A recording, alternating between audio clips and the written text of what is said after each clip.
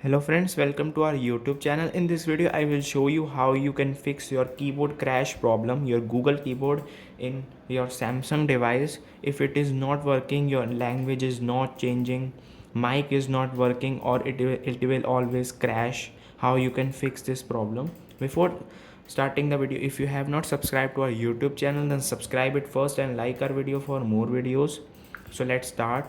Go to the setting option in your Samsung smartphone, then swipe down. You can see there is a app option, apps, default apps. Then this interface will see, you can just off this and then swipe down, or you can search here Gboard.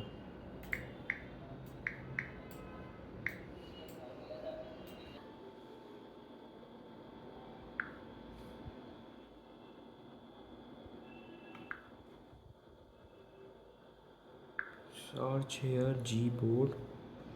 There it is. You have simply go to the storage. Then first you have to just clear the cache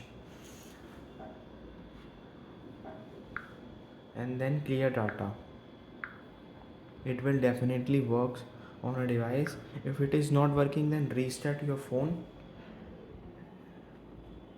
properly and it will definitely fix your problem.